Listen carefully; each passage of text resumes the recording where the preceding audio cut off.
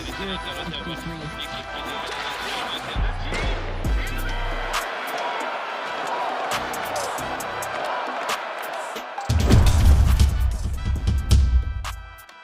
there, and welcome to this bonus episode of the Gazette's Hockey Inside Out Show. I'm Stu Cowan of the Gazette, and I'm joined by former Canadiens teammates and 1986 Stanley Cup champions Sergio Momesso and Rick Green.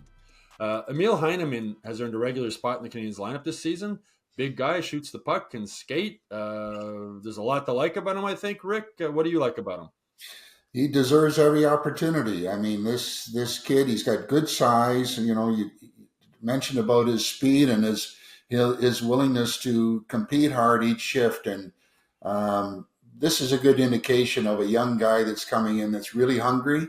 And he does have the tools that, even at this early stage of his career, he has a lot of positives moving forward that he's going to be a nice addition to the hockey club. And, it's nice to see him shooting when he has the opportunity.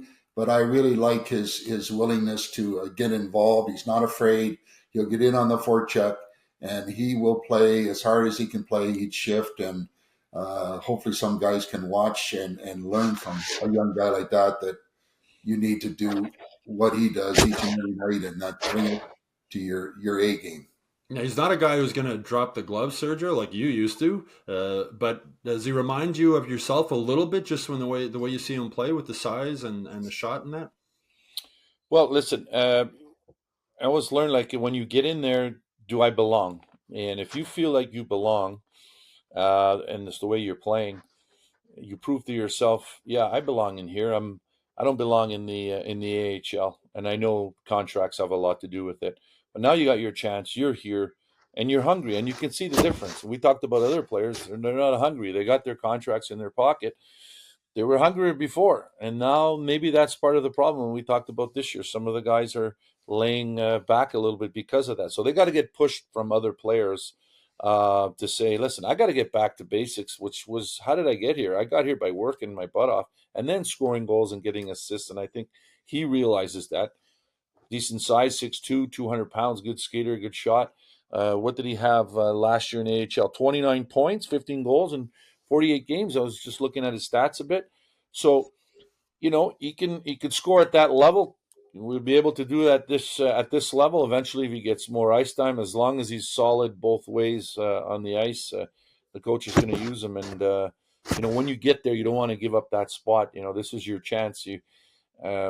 Players want to make a statement and stay in the big show, and so he's making a great case for himself. Yeah, the Canadiens acquired him in that Tyler Toffoli trade, and he was almost thought of at the time as like a throw-in type of thing. But at the time, Kent Hughes said he was a key. Like, he really, really wanted this guy as part of that trade. He had an injury, a freak injury last year, early in the season. Laval collided with the referee, had a concussion. He might have been with the team even earlier than that.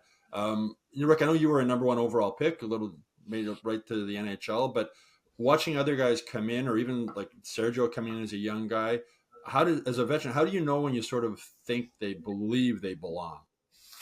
Well, it's all about, taking advantage of opportunity.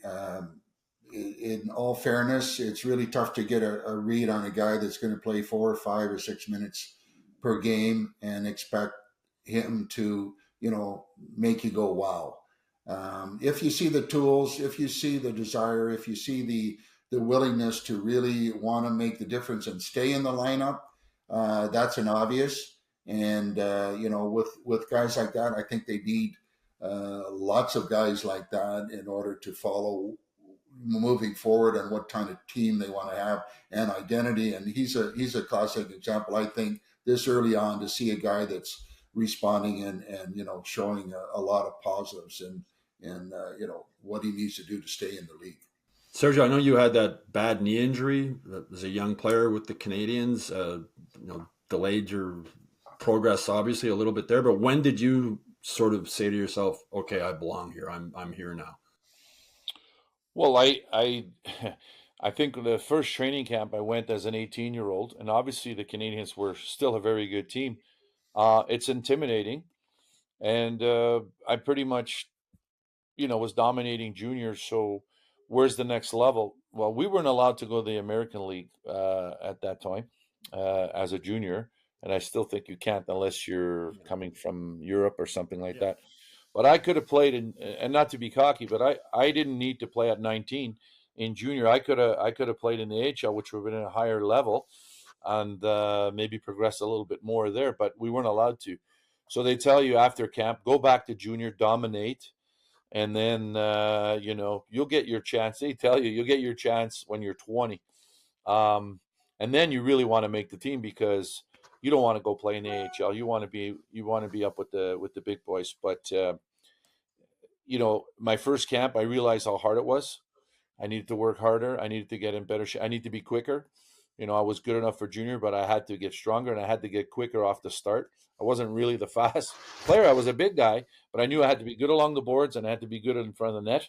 And I worked on that as a 19-year-old, and I was pushing myself to look at, okay, I want to be in the NHL next year, so I have to go to camp in great shape, which I did, and I belonged there. I knew I could play the game. I I could score and do everything else, and at that level, and I just had to get up to speed and at the higher level, and I knew I belonged. The confidence is a big part of it. Like I don't look at the names in the back, just look at the chest in the front, and don't worry about that. Just play the game, and I think that really you have to have that in you. You have to be, you don't have to worry what other people say. You just say, yeah, I'm going to do it, man, and no one's going to stop me.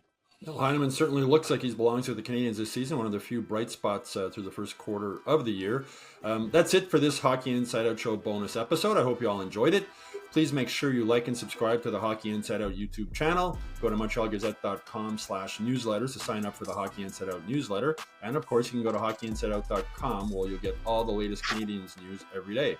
Also, if you have a bonus question you'd like us to answer on a future episode, please leave it in the comments section below. We always like to hear from you.